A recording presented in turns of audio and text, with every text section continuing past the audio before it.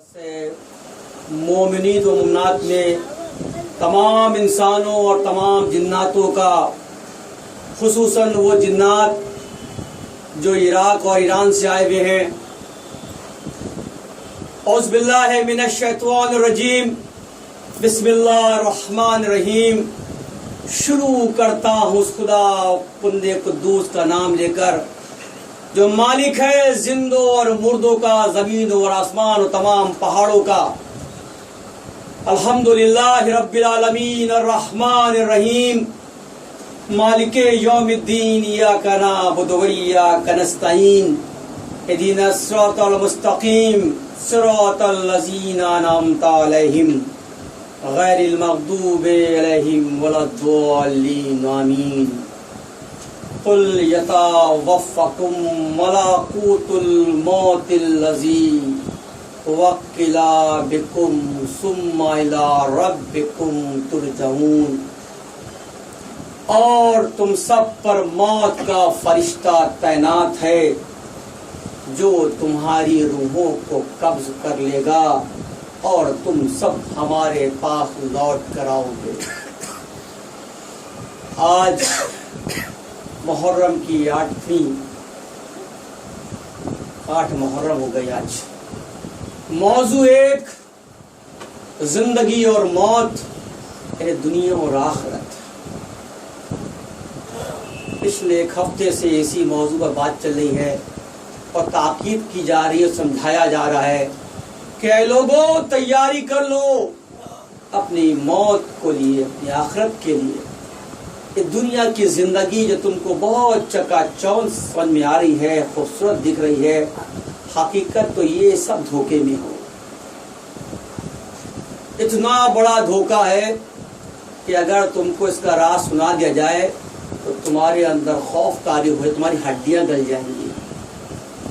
خدا کا خوف ایسے ہی ہوتا ہے، جس پر اتر گیا اس کا جو ہے صرف ایک ہی ذکر ہے، خدا خدا خدا خدا۔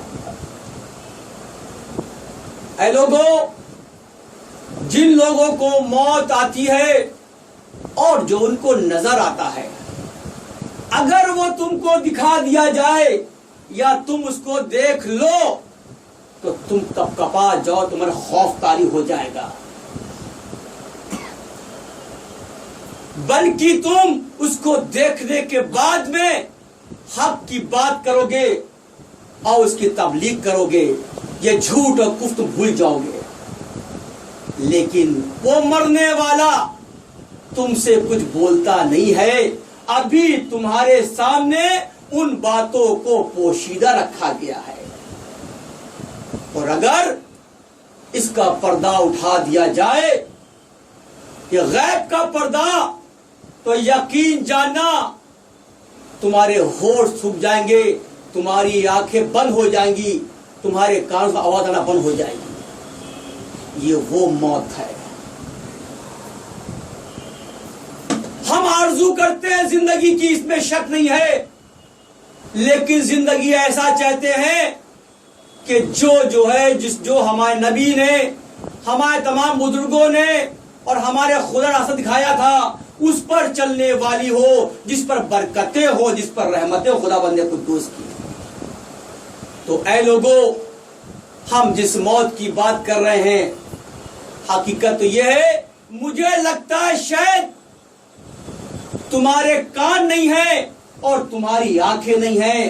حقیقت تو یہ ہے کہ تم کو یہ سب باتیں دکھائی جا چکی ہیں اور سنائی جا چکی ہیں، لیکن تم اتنے نڈر ہو گئے ہو، تم اتنے بے حصے بن چکے ہو کہ تم جو ہو اس پہ خوف نہیں کھاتے ہو۔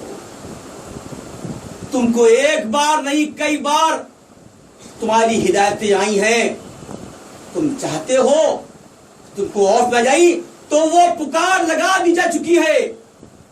اپنے کانوں کو کھول لو، تم کیا سمجھتے ہو؟ تم کس کھیل میں پڑے ہوئے ہو؟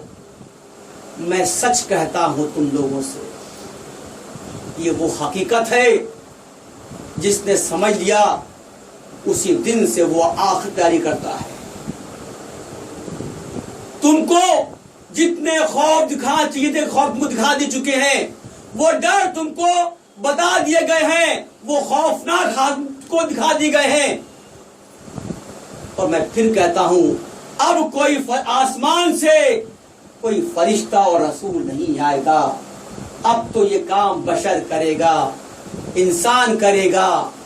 اور جو میں کہہ رہا ہوں، جو ہدایتیں تمہارے میرے منہ سے، میری زبان سے تم تک پہنچائی جا رہی ہیں، وہ خدا کی ہدایتیں ہیں۔ عمل کرنا یا نہ کرنا وہ تمہارا ہے، ہم تو صرف تم کو خدا کے پیغام سنا سکتے ہیں۔ تو یہ موت وہ ہے۔ ہم جس قرآن کی بات کر رہے ہیں، مفتی صاحب روز پہلے کلام پاک کی تلاوت کرتے ہیں، ہم کو سمجھاتے ہیں، اچھے لہجے پڑھتے ہیں، اور ہم اسے بسم اللہ کرتے ہیں۔ تھوڑا اس قرآن کو دیکھو، اگر قرآن تو ہم روز پڑھتے ہیں، تھوڑا اس پر تو آ جاؤ کہ آج جو قرآن اتنا آسان ہمارے لیے ہو گیا ہے، جہاں چاہے قرآن کو جیب میں رکھ لیا، قرآن کو راستے میں لے جا رہے ہیں، تو یہ کس کا نمایاں ہے؟ یہ کس کا کام ہے؟ یہ کس نے کر کے دیا تمہیں کام، اتنا اچھا خوبصورت کام یہ؟ کیونکہ جب وہی اترا کرتی تھی تو پتوں پر، کھالوں پر لکھی جایا کرتی تھی، یہ جمع نہیں تھی۔ تو کسی نے کسی کا شفت حاصل کیا کہ نہیں کیا؟ تو کون تھے وہ جس قرآن کو دیکھنا نیکی، پڑھنا اور نیکی، ایک ایک لفظ کے دوران نیکی، یہ جو نیکیوں کا بھنڈار ہے، خزانہ ہے، اس کو کس نے جمع کیا؟ اس کو جمع کرنے والے اول خلیفہ سے بسم اللہ کی تھی صدیق اعظم نے، لیکن ان کا وقت بہت کم تھا، آپ کو وفات ہو گئی 1.5 سال کے اندر۔ تو جناب عمر کے وقت میں آ گئے تو آپ نے اس کی اور تحریر کی اور کو سمجھا، 10 سال حکومت کری، لیکن یہ پورا نہیں ہو پائی، لگ بھگ پورا ہونے والا ہی تھا تو آپ کی وفات ہو گئی۔ جب تیسرے خلیفہ عثمان عفان آتے ہیں تو کہتے ہیں یہ سب سے اچھا کام ہے۔ آپ جناب عفان نے اس پورے قرآن کو ٹھیک کرنے کے لیے 4 لوگوں کی کمیٹی بنائی کہ دیکھو اس کو درست کر لو، کہ قرآن کو کیسے سمجھنا ہے، اس کے لفظ کیسے بولنے ہیں۔ تو آپ نے ایک نے اس کی 7 کام بنائی، 7 اور یہ کہا جتنے بھی ہمارے ملک ہیں، چاہے وہ مصر ہو، چاہے وہ شام ہو، ایران ہو، عراق ہو یا حکمران رے ہو، ان جنگیں ان کو پہنچاؤ، لیکن اس وقت یہ طے نہیں ہو پایا تھا کہ کس زبان میں ہو، کیوں عربی تو تھی لیکن اس میں کافی اس کے اندر الگ الگ لہجے تھے۔ تو آپ نے فرمایا یہ جس کی زبان میں اترا ہے تو یہ قریش کی زبان رکھا جائے، ورنہ ہر زبان والا مصری بات کرے گا اور قرآن کا مطلب بدلتا جائے گا۔ اس لیے قرآن کو کہا کہ قریشوں کی زبان میں رکھو، اور آج جو قرآن ہم تک ہے وہ قریش کی زبان عربی میں ہے۔ تو کیسے بھول جاؤ ان لوگوں کو جنہیں اتنا بڑا کام انجام کر کے دیا ہے۔ جناب عثمان کے بارے میں بات کرتے ہیں، آج یہ ہمارے پاس بہت بات کرنے کے لیے اور ہم چاہتے بھی ہیں۔ سنو، چونکہ نیک آدمیوں کی بات کرنا ہمارے لیے بہت ضروری ہے، ویسے ہی بروں کی بات کو بتانا بھی ضروری ہے۔ اس لیے تو جب آپ نے حکومت خلافت سنبھال لی، تقریباً جناب عمر کے وقت میں 29ویں ہجری میں جب آپ کا وفات ہو گئی تو 30ویں ہجری میں آخر خلافت آ گئی۔ آنے کے بعد میں نے بہت اچھے نیک کام کیے، سب سے اچھا کام تو یہ کیا کہ خانہ کعبہ کو نہایت خوبصورت بنا دیا آپ نے، اور تمام نہروں کے کام، وسیقہ کیسے ملنا چاہیے، فوجیوں کو کیسے پیسے بانٹنا چاہیے، نمازوں ترتیب بتائی آپ نے، یہ یعنی آپ نے بہت نیک کام کیے، اور جنگوں سلسلہ چلتا رہا تھا، جنگیں چل رہی، اپنے کام میں مشغول ہے یہ۔ لیکن کہتے نا کہ کسی کی ناموری، کسی کا زیادہ نام ہونا بھی کسی کو کھٹکتا ہے اکثر یہ۔ تو جب 32 ہجری آ گئی تو خراسان کی جنگ کے اندر آپ کے خلاف بغاوت پیدا ہو گئی، یہ وہی وقت تھا جو اسلام کے اندر خلفشار پیدا ہو گیا. لیکن اس وقت کے دوسرے خلیفہ بڑے مضبوط تھے, انہوں نے بڑی بڑی بغاوتوں کو ٹھنڈا کر دیا, لاکھوں تعداد میں لوگ شہید کر دیے, قتل کر دیے گئے. لیکن 35 ہجری آتے آتے حالات بد سے بدتر ہو گئے. کچھ ایسے فیصلے ہو گئے جو گورنر تھے مصر کے, جب ان کو بدلا گیا کہ جناب طلحہ اور جناب زبیر کی خلافت میں آ گئے تو معاملہ بہت سنگین ہو گیا. سب جناب عثمان کے مخالف پیدا ہو گئے. یہ وہی عثمان ہیں جو غنی تھے, جو پیسے والے تھے, جنہوں نے بڑے بڑے اچھے کام کیے بنی امیہ کے لیے, لیکن آج ان کی مخالفت ہو رہی تھی یہاں پر. اور ایسی مخالفت ہوئی کہ میں آپ کو بیان کروں, میں ان کے اپنے ان کے دشمن ہو گئے جو کل تک بڑی بڑی باتیں کرتے تھے. انصار الگ بات کر رہے ہیں, مہاجر الگ بات کر رہے ہیں, اور بنی امیہ الگ بات کر رہے ہیں. یعنی اسلام کا وہ دور تھا کہ خلفشار خلفشار خلفشار. اور ایک حالات ایسے پہنچ گئے 35 ہجری آتے آتے کہ آپ کے خلاف مدینے کا ایک قبیلہ خلافت میں آ گیا اور آپ کو گھر میں قید کر دیا گیا. صرف اتنی چھوٹ تھی کہ گھر سے مسجد, مسجد سے گھر. تو ایک بار جناب نیر آتے ہیں, بولتے ہیں عثمان اپنے چھت پر آ جاؤ اور ہم تم سے بات کرنا چاہتے ہیں. تو آپ چھت پر جاتے ہیں, جناب نیر ان سے بات کرتے ہیں, اے عثمان اس کا ایک ہی راستہ ہے, یا تم ہم کو اپنے حوالے کر دو یا خلافت چھوڑ دو. یا بات کر رہے تھے, پتا نہیں اللہ جانے کہاں سے ایک تیر آتا ہے اور نیر کو ہلاک کر دیتا ہے. بس اس تیر نے کام تمام کر دیا. پورے مدینے والے آپ کی مخالفت میں آ گئے اور ایک ہی مقصد تھا کہ اب عثمان کو ختم کرنا ہے. یہ وہ دور ہے, آنسو گر جائیں گے حقیقت کے اندر, یہ جو اپنے سے بیگانے ہو گئے. اب تک یہ ہو گیا, اب صرف آپ کو گھر میں ہی قید کر دیا گیا, یعنی مسجد جانے کے راستے بھی بند کر دیے گئے. یہ وہ عثمان ہے جو قرآن کو جمع کیا, جس کو ہم آج بڑے اچھے سے پڑھ پاتے ہیں. اور ہم بھی 10 20 50 کلو کا ہوتا قرآن یہاں پر ہمارے پاس تک کیوں لکھا ہوا. اور دیکھیے حتیٰ یہ ہو گیا کہ پانی تک بند کر دیا گیا. لیکن اس وقت جناب علی کا دور تھا, جلوہ تھا, کس کی ہمت نہیں تھی. آپ نے اپنے دونوں بیٹے حسن حسین کو بھیجا, جاؤ عثمان کو یہ پانی لے جاؤ. یہ وہ حسن حسین ہے, کیوں یہی یہ عثمان ہے جنہوں نے نواسوں کو اپنے کندھوں پر کھلایا. رشتے میں ان کے خالو بھی لگتے تھے, وہ خالو اہلتے تھے. جناب اعلیٰ کی جناب اعلیٰ خدیجہ کی بہن تھی, یہ ان کی جو لڑکیاں تھیں وہ آپ کی جوزا تھی.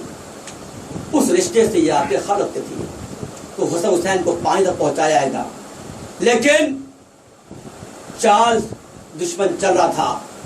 جب دیکھا کہ اب کوئی راستہ نہیں ہے تو اس وقت حکومت شام جناب معاویہ کے پاس تھی. آپ نے خطوط لکھا کہ اے معاویہ میں پریشان گر چکا ہوں, ہمیں بچاؤ.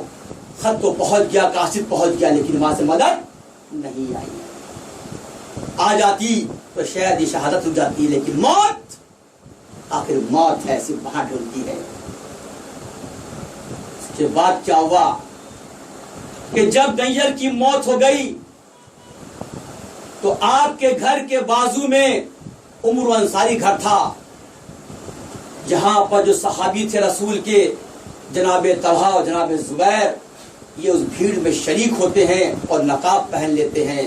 اور عمرو انصاری گھر جو پڑوس میں تھا وہ دروازہ کھول کر ان کی چھت پر آ جاتے ہیں, اور ان کی چھت سے آنے کے بعد میں جناب عثمان گھر میں آ جاتے ہیں اور آپ پر ایک گر سے وار کر دیتے ہیں.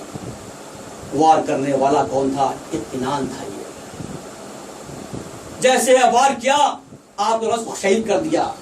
اس کے بعد میں سادان نے آپ پر 9 وار کر دیے. ایک نہیں 9 وار کے آپ شہید ہو گئے. یہ وہ عثمان ہیں جنہوں جاتے جاتے اپنی وفات سے پہلے ہم مسلمانوں کو ایک بہترین تحفہ دیا ہے. تو وہی میں نے کہا تھا, اگر ہم یہ باتیں کرنا شروع کر دیں گے اور ڈیپ میں جائیں گے تو آپ پریشان ہو جاؤ گے, آپ خود رو دو گے یہاں پر. لیکن اچھائیاں ہمیشہ کام آتی ہیں, اچھائیوں سے ہم سیکھتے ہیں, جو برائیاں ہوتی ہیں ان کو ڈھکنے میں فائدے ہیں. اسلام وہ مذہب ہے. ابھی مفتی صاحب نے ایک سور پڑھے تھے, سورہ مارج, تو اس کے پہلے الفاظ کو دیکھو, پہلی آیت کو دیکھو, اور پکارنے والے نے ایک عذاب مانگا, ایک عذاب مانگا. یہ آیت نمبر 1 فرما رہی ہے. رک جاتا ہوں یہاں پر میں. اور وہ عذاب ہو کر رہے گا. دوسری آیت آتی ہے اور تیسری آیت کہتی ہے کہ جلدی مت کرو. خدا کا وعدہ سچا ہے. جو خدا کے منکر ہے, جو خدا کے خلافت کرتے ہیں, جو نبی خلافت کرتے ہیں, اے نبی تم صبر کرتے رہو, تم اس کی باتوں میں مت جاؤ, ہم تمہارے بڑے قریب ہیں, یہ تم کو نہیں دیکھ پا رہے, میں تم کو دیکھ پا رہا ہوں. ان کو ہم بہت سخت عذاب میں ڈال دیں گے. اللہ نبی سے وعدہ کر رہا, فرما رہا تھا مت گھبراؤ. تو آیت نمبر 1 کیا کہتی ہے؟ یہ آیت نمبر 1 یہ ہے, جب نبی کریم نے جنگ خیبر کو فتح کر لیا, فتح کرنے کے بعد میں آپ نے غدیر کے میدان میں لوگ اکٹھا کیا اور فرمایا کہ میں اپنا جانشین مقرر کرتا ہوں, وہ ہے علی ابن طالب. سب نے اس بات تصدیق کر لی, لیکن ایک شخص کہتا ہے کہ میں نے آج تک آپ کی ہر بات کو مانا ہے اور اس پر عمل کیا ہے. اس کا نام تھا حارث ابن فہر. میں اس کی مخالفت کرتا ہوں, اور اگر آپ کے اندر طاقت ہے, خدا ہے, تو اس سے کہو کہ آسمان سے کوئی عذاب بھیج دے.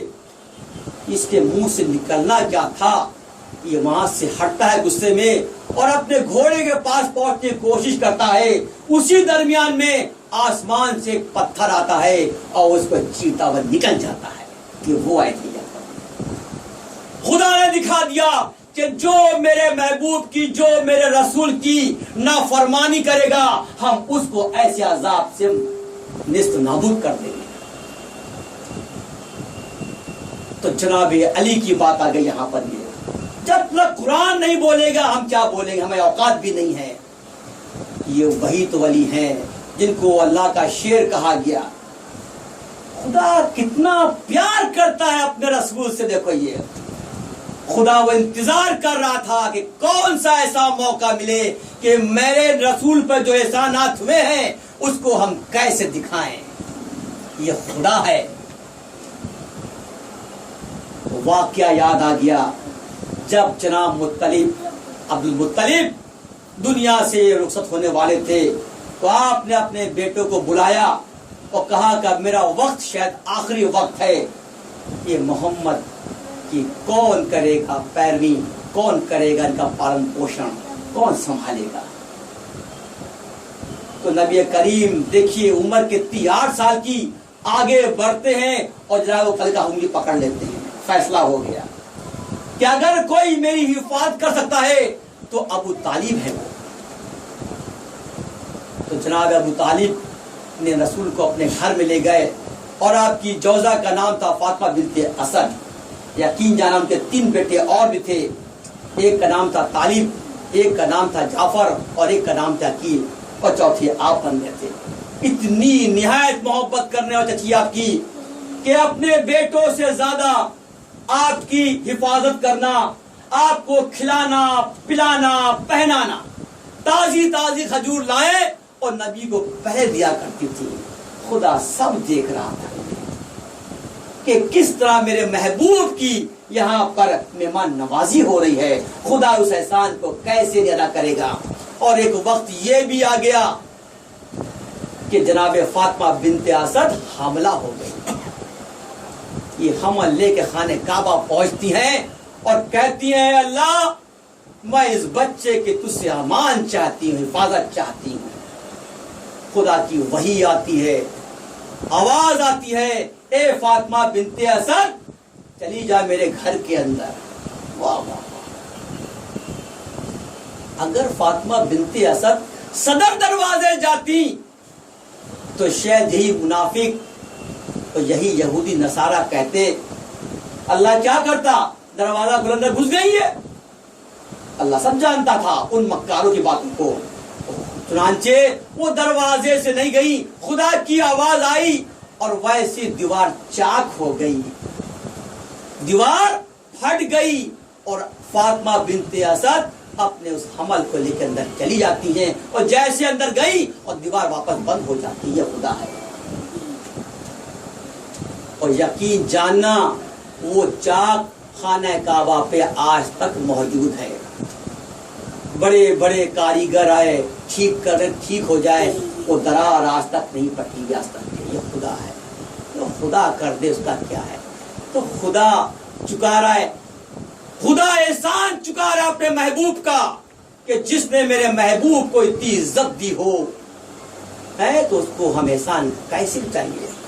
3 دن تک آپ اس میں رہتی ہیں، اللہ ہی جانے کیا کھایا، کیا پیا، کیا پلایا، کہاں سے کیا چیزیں آئی ہیں۔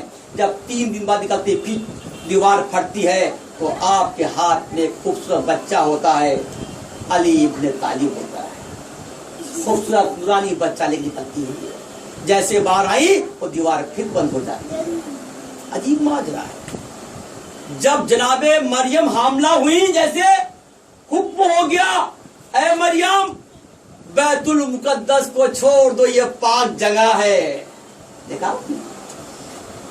اور یہاں کیا ہو رہا ہے، یہاں تو اس گھر کے اندر حمل جو ہے وہ دنیا میں تشریف لا رہا ہے۔ خدا نے دکھا دیا کہ میرا محبوب کی جو محبت فرمائے گا، اس کا ساتھ دے گا، اس کا اجر ہم ایسے دیا کرتے ہیں، یہ ہے علی۔ تو اس کلام پاک کس آیت کے اندر دیکھو یہ کہ خدا نے جن کا تذکرہ کر دیا ہے وہ کتنا خوبصورت ہے۔ ہم بات کو بڑھاتے ہیں تو جو خانہ کعبہ میں ہو وہ کیسا ہوگا، جو اللہ کی امان میں ہو وہ کیسا ہوگا، بے شک۔ اور پھر ایک ایسا بھی وقت آیا جب جناب ابو طالب کا انتقال ہو گیا تو جناب علی جن کی ولادت 13 رجب 606 عیسوی میں تھی، آپ کی 9 سال تھی، تو آپ کا انتقال ہو گیا ان کے والد صاحب کا، تو آپ نے جناب علی کا ہاتھ پکڑا، اپنے گھر پہ لے آئے اور ان کو پالا پوسا۔ یہ وہ علی ہے، یہ وہ صحابہ ہیں جن کا کردار آتے ہی رونگٹے کھڑے ہو جاتے ہیں۔ ہم صحابوں کی بات تو کرتے ہیں، ہم ان پر عمل تو کریں۔ کہنا تو بڑا آسان ہے، ارے عمل کر کے دیکھو، ان کی نمازوں کو دیکھو، ان کے عقائد کو دیکھو۔ تم کیا سمجھتے ہو یہ اتنے پاک نام ہے، صرف منہ بھر نے کہہ دیا؟ ارے ان کی تعظیم کرنا پہ سیکھ جاؤ تو خدا تم کو معاف کر دے گا۔ وہ صحابہ ہی ہیں۔ میں اپنی بات رکھنا ہوں اس دنیا کی اور آخرت کی، اور آخرت تیاری کرنے کے لیے ہی ہم دنیا میں بھیجے گئے گے، جو مین مقصد ہے۔ اور ہم نے اچھی باتیں بتائی آپ کو یہاں پر، یہ کہ یہ کرداروں کو دیکھو، اگر تم نے کردار پر چلے تو یقین جانا تمہاری آخرت سدھر جائے گی، سنہری ہو جائے گی۔ اور اگر تم نے اس کو سنا اور عمل نہ کیا تو یہ عقارت گیا، اس کے بعد تم جہنم کو چن چکے ہو۔ تو کل ہمارے اس دن تقریر میں بات ہو رہی تھی کہ خدا اعمال کو تولے گا، بے شک تولے گا، بے شک تولے گا۔ قیامت کے دن آخر میں اکٹھا کیے جائیں گے، جس کی میعاد جو ہے 50,000 سال ہے، جس میں روح الامین کو موجود ہوں گے تماموں کے ساتھ میں۔ تو یہاں پر اعمال کی تول ہوگی۔ تو پڑھے آیت، دیکھا میں نے سورہ اعراف کی آیت نمبر 7 دیکھی میں نے، اور اے لوگوں تمہارے اعمالوں کا تولا جانا بالکل صحیح ہے، تمہارے نیک اعمالوں کی ہم تول کریں گے، جن کے اعمال کے پلے بھاری ہوں گے ان کو ہم جنت دلا دیں گے۔ تو تولنے کا مطلب کیا ہے؟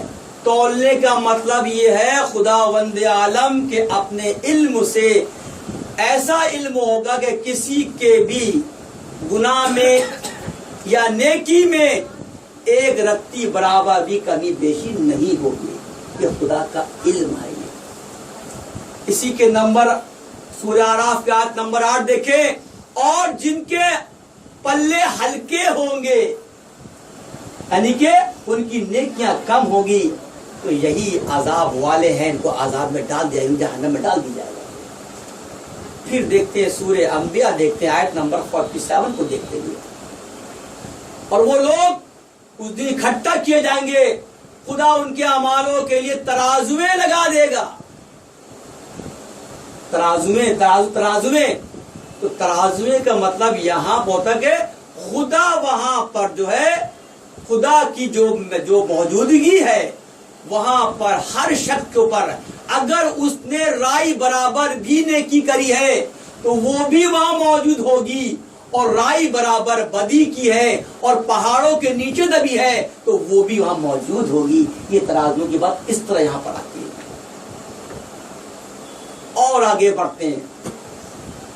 اس دیکھا سورہ زلزلہ دیکھا میں نے آیت نمبر 6, 7 اور 8 دیکھا. اور وہ اپنی قبروں سے اٹھیں گروہ تاکہ وہ اپنے اعمال کو دیکھ سکیں. آیت نمبر 7 کہ انہوں نے کتنی زندگی بدکاریاں کی تھی. آیت نمبر 8 اور انہوں نے کتنی نیکیاں کی تھی. گروہ اس کے مطلب ہے ایک قبر سے ایک مردہ نہیں ہے, اس میں کئی مردے ہیں.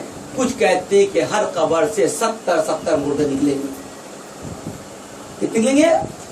70. پھر سورہ قاریہ کو دیکھا میں نے, پڑھو اس کو, آیت نمبر 6, 7, 8 اور 9 دیکھا میں نے یہ. اور تم سب اٹھا کھڑے کی جاؤ گے, تمہارے نیک اعمال ہوں گے. جن کے نیک اعمال ہوں گے وہ اس دن تو من مناتے پسندیدہ اپنے جنت میں رہیں گے, بشارت ہو گئی ہے. اور وہ جن کے اعمال کمزور و بدکاریاں ہوں گی تو وہ جہنم میں ڈال دیے جائیں گے. اور ان کو روکا جائے گا, رکو, ٹھہرو. پوچھا جائے گا, کیا پوچھا جائے گا؟ جب وہ پل صراط پہ سے گزر رہے ہوں گے تو خدا کہے گا کیا تم نے میرے نبی میرے محبوب کی وصیت کو مانا تھا؟ اگر تم نے میری محبوب کی وصیت کو یوں ہی سمجھ کر تم نے ٹھکرا دیا تھا, بیکار سمجھ کر, کہ آج ہم تجھ سے اس کا بھی حساب کتاب دیں گے اور ہم تم کو ڈال دیں گے اس جہنم میں جو سب سے خطرناک ہے. یہ خدا ہے. تو ہمارے جتنے بھی اعمال ہیں, چھوٹے ہو بڑے ہو, وہ سب خدا مطالب کے سامنے پیش کی جائیں گے. پھر بات آتی ہے پل صراط کی, بات آتی ہے کہ یہ کیا چیز ہے. تو سورہ مریم کی آیت نمبر 71 دیکھو, اور خدا فرماتا ہے کہ میرا وعدہ سچا ہے اور ہو کر رہے گا. جتنے بھی لوگ ہیں, چاہے وہ ایمان والے ہوں چاہے غیر ایمان والے ہوں, چاہے مومن ہوں چاہے غیر مومن ہو, ان سب کو پل صراط سے گزرنا ہوگا. یہ میرا پکا وعدہ ہے. پل صراط کیا ہے؟ وہ جہنم ہے. اب دیکھیے یہ اللہ نے کہہ دیا. سورہ صفات کو دیکھتے ہیں, آیت نمبر 23 اور 24 دیکھتے ہیں گے. اور جن کے اچھے اور نیک کام ہیں ان کے لیے آسانیاں ہیں. اور 24 نمبر آیت کے اندر بتا دیا ہے, اور جس نے ذرہ برابر کاری کی ہے تو وہ سب عذاب کے مستحق ہیں. پھر سورہ حدید کو دیکھا, آیت نمبر 12 دیکھو آپ. یہ آیت نمبر 12 فرما رہی ہے آج دیکھو ان مومنوں کو, ان کے جب مومن چلیں گے پل صراط پر تو ان کے آگے اور پیچھے اور دائنے سے نور نکلے گا. اور ایسا نور ہوگا یہ کہ جب جہنم پر سے گزر رہے ہوں گے تو جہنم کی آگ ٹھنڈی ہونے لگے گی. ایسی مثل ہے جیسے کہ برف ہے. تو جہنم سے آواز آئے گی, اے مومن جلدی کر ورنہ تیرے نور سے ہماری آگ بجھ جائے گی. تو دیکھو جس کی آخرت اچھے ہوئے उनके लिए पुरस्कार बर्फ के मानिंद है, और जिनके आखिरत गंदे और खराब हुए उनके लिए सिर्फ और सिर्फ आग है वो। तो वो मोमिन बन जाओ है कि तुम्हारे पर बर्फ दिखे, बर्फ नहीं कि आजाब दिखे। तो हमारी मौत और हमारी जिंदगी के बीच में नेकियां हैं। अगर हमने नेकियों कर लिया तो यकीन जाना हम कामयाब हैं, और अपने नबी के सामने जब भी जाएंगे, जब भी जाएंगे इंशाल्लाह, तो आंखें खुश होंगी। अगर हमारी बदकारियों के वजह से, बदअमलियों के वजह से अगर हम इससे चूक गए तो बड़ा अफसोस लगेगा। तो मौत से क्या डरना, मौत से क्या खौफ, मौत का तो हम इंतजार करते हैं। मोमिन तो मौत का इंतजार करता है, और जो मौत का इंतजार करेगा वो कभी बदकारियां नहीं करेगा, और जो मौत से भागेगा तो इसके मतलब वो इब्लीस का चाहने वाला, मानने वाला है। चाहे वो रियाज भाई हो चाहे रमेश भाई हो, सिर्फ नाम का फर्क है। तमाम ऐसे लोग हैं जो नाम रखते हैं लेकिन काम उनके उसी के माफिक है, रमेश के माफिक है, सुरेश के माफिक है। तो ये लोगों, हम जिंदगी और मौत की बात करें, दुनिया और आखिरत। दुनिया मौजूद है इस करबला के अंदर, और आखिरत मौजूद करबला के अंदर। आज की शब्द देखो, खतरनाक शब्द। यकीन जाना वो माजरा है कि एक के बाद एक दूसरा और तीसरा शहीद हो रहे हैं। आले हरम में तलातुम मचा पड़ा है, और तलातुम ये है कि आज की बारी तो अली अकबर की है। जैसे अली अकबर का नाम आया, एक तलातुम मच गया, रोना पिटना मच गया। ये वो अली अकबर हैं। जब लोग सुबह उठते थे तो आपकी ज़ियारत करते थे कि नबी दुनिया में नहीं है, उनकी हमशबी तो मौजूदी है। ये वो अली अकबर है। एक बार हुसैन के पास में एक शख्स आता है और कहता है, हमने सुना है कि आपका जो फर्जंद है, जनाब लैला की जो औलाद है, वो नबी से मिलती है, एक बार ज़ियारत करवा दीजिए। हुसैन ने कहा, ठीक है करवा दूंगा, लेकिन मैं तुमसे एक सवाल करूं, और कि अगर तुम्हें ऐसा बेटा मिल जाए, पैदा हो जाए, और उसको चोट आ जाए तो तुम क्या करोगे? तो वो कहता है शख्स कि अगर मेरे बेटे को चोट आएगी तो मैं अपने चोट मार लूंगा। तो बोले, हम तुम्हारा दुआ नहीं करेंगे, यही बेटा हमारा आज करबला के मैदान में जाने वाला है, कोई रोक सकता नहीं है। तुम ऐसी उम्मीद मत करो कि मुझे अली पर ऐसा बच्चा मिल जाए। रात का वक्त है, सुबह जाना है, फजर की नमाज पढ़ने के बाद में, और माएँ बैठी हुई हैं, ज़ैनब बैठी हुई है, सकीना बैठी हुई है कि ये कौन सा फैसला हो रहा है। आले हरम के अंदर हुसैन ये कह रहे हैं कि देखो, सबसे पहले हमारी औलादें जाएं तो दुनिया में एक मैसेज जाएगा, पैगाम जाएगा कि हुसैन ने सबसे पहले जंगे करबला के अंदर अपने आले अवाल को खत्म कराया। और अंसार कह रहे हैं और बनी हाशिम कह रहे हैं कि हुसैन शहीद हो जाए और हम जिंदा रहें तो हम खुदा को क्या मुंह दिखाएंगे। एक तरह से जंग चले आपस के अंदर, ये किसी को खौफ नहीं है। लेकिन हुसैन तो हुसैन है, फैसला कर चुके हैं कि कल की सुबह जो है अली अकबर को जाना है जंग के बाद। जब नाम पक्का हो गया तो ज़ैनब भी रोती हैं, माए का क्या हाल होगा। अरे तुम औरतों बैठी हो, आज ये देखो अपने झांक करके कि अगर तुम्हारी औलाद की उम्र 18, 19 से 20 साल हो तो तुम क्या सोचती होगी कि एक दिन वो आएगा, अपने बेटे दूल्हा बनाएंगे, उसकी शादी करेंगे, उसका निकाह करेंगे, उसकी औलादें होंगी। ये बात सच है कि झूठ बात है? ये आज लैला का यही हाल है। जिस माँ को ये मालूम हो कि ये जो बेटा सुबह जाएगा तो वापस नहीं आएगा, वो माँ किसते जिगरे से अपनी औलाद को भेज रही है। लेकिन माँ तो आखिर माँ होती है, फूफी तो फूफी होती है। خیموں کے اندر اندھیرا تو نہیں ہے، مشال جل رہی ہے، صاف شکلیں نظر آ رہی ہیں۔ جناب زینب اپنے لخت جگر اڑاتی ہیں اور بڑے غور سے دیکھتی ہیں، پتہ نہیں کیا معلوم میں آ گیا کہ اس کے لیے میں نے کیا کیا سوچا تھا۔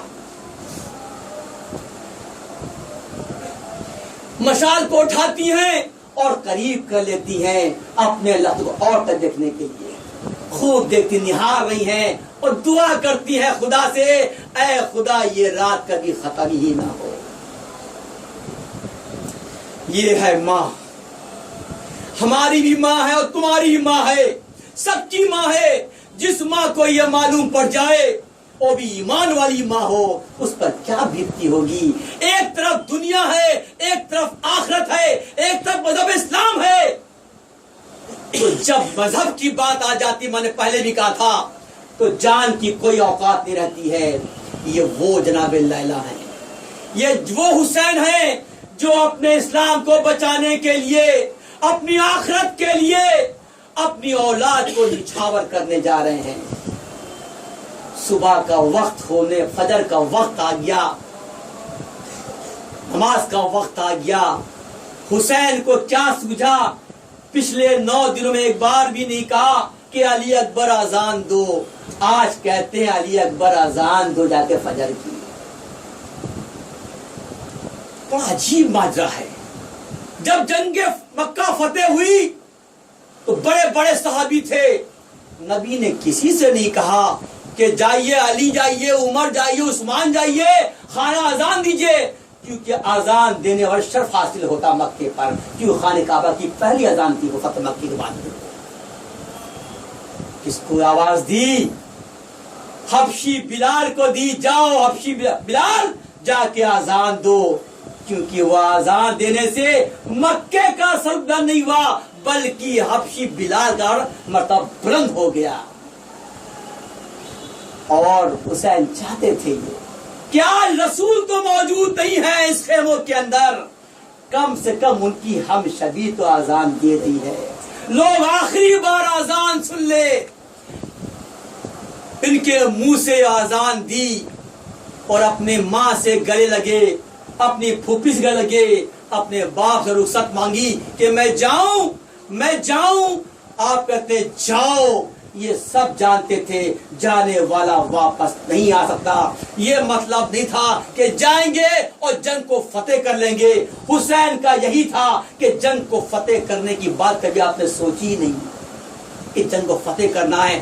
فتح کرنا ہے تو صرف ایک بات کہ اسلام پر فتح کرنا ہے، اسلام کی، اسلام موجود رہے، اسلام موجود نہ رہے اس کی فکر تھی۔ آپ چاہتے ہیں اس جنگ کے اندر، اور یقین جاننا 18 سال کا کڑیل شخصیت ایک بہترین جنگ کرتا ہے۔ پتہ نہیں حسین کا دل کب کپایا، ماں کے دل میں کیا آیا۔ حسین کہتے ہیں خیم جا کر جناب لیلا سے، اے لیلا تو ماں ہے، تو ایک بار جو ہے دعا کر دے کہ علی اکبر جنگ میدان سے واپس لوٹ آئے۔ عجیب ماجرا ہے، کوئی سوچ سکتا ہے؟ لیلا خوش ہو گئی کہ لاؤ ایک بار پھر اپنے لختے جگر کو دیکھ لیں۔ مصلی بچھایا اور اللہ کی بارگاہ اٹھائے اور کہتی کیا ہے؟ اے اللہ تجھے موسیٰ کی ماں کا واسطہ، اے اللہ تجھے یوسف کے باپ کا واسطہ، تو نے ان کو اس سے ملا دیا، اس کو اس سے ملا دیا، تجھے اسماعیل کا واسطہ، چھری سے بچا دیا، میرے لخت جگر کو واپس بھیج دے دیں میدان سے۔ یہ ابھی آواز بلند ہی ہوئی تھی کہ دیکھا خیموں میں گھوڑے کی آواز آتی ہے اور اب داخل ہو جاتے ہیں۔ واہ سبحان اللہ! اس لیے کہتے ہیں کہ ماں کی دعا کبھی خالی نہیں جاتی۔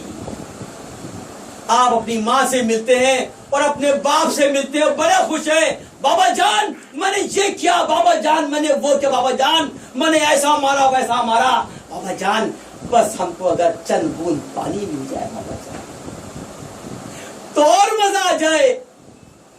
آپ ایک باپ کے سامنے بچہ کہہ رہا ہے کہ چند بوند پانی مل جائے، ایک بیٹے کی ایک آرزو ذبح ہونے کے پہلے اس बाप पर क्या बीतती होगी, सोचो। तो आप फरमाते हैं बेटा एक काम करो, आओ अपनी जबान को हमारे जबान डाल दो। तो आप जबान को डालते हैं और फरमाते हैं बाबा जान आपकी जबान तो कांटे चुभ रहे हैं। ये है आखिरत के लिए, और जो आखिरत को चाहता है उसके दिल में लालच नहीं रहती है। जो इस्लाम पर मरता है, जो इस्लाम को समझता है, जो नबी को जानता है, जो अल्लाह को जानता है, उसमें मौत का खौफ कभी आ ही नहीं सकता है। फिर आप गए लगते हैं अपने बाप से, अपनी माँ से मिलते हैं, जनाब ज़ैनब से मिलते हैं, वो कहते हैं खुदा हाफिज, और आप दुआ करते हैं ऐ खुदा अब अली अकबर को वापस मत भेजना। आप चाहते हैं फिर एक बेहतरीन जंग करते हैं, इतने में घिर जाते हैं, आपकी नजर आता है, आप चिल्लाते हैं ए बाबा जान मुझे बचा लीजिए, मुझे बचा लीजिए। कुछ दो अल्फाज आई और आप जमीन पर गिर जाते हैं।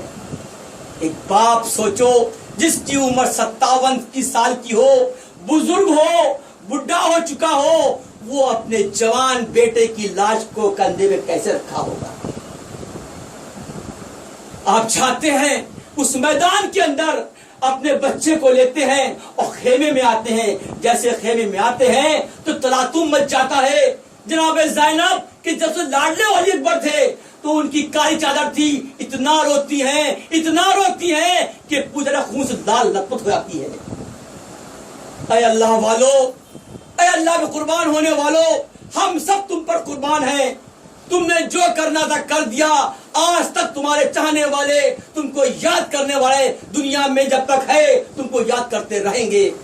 ऐ मेरे भाइयों, मेरी बहनों, मेरी माँ, हमारी बच्चियों, हमारा एक ही मकसद है। मैंने अपनी तकरीर में यही कहा है कि अब कोई आसमान से फरिश्ता या रसूल नहीं आ रहा है, अब बशर है, इंसान है। मैं उनकी जबान हूँ और मैं कह रहा हूँ अल्लाह की हिदायतों को अपनी जिंदगी में उतार लो। खुदा खुद चाहता है कि हमारे बच्चे जो हैं परहेजगार हों, मोमिन हों। ऐ मेरे मौला हम सबको तौफीक दे सुनने ज्यादा अमल करने की।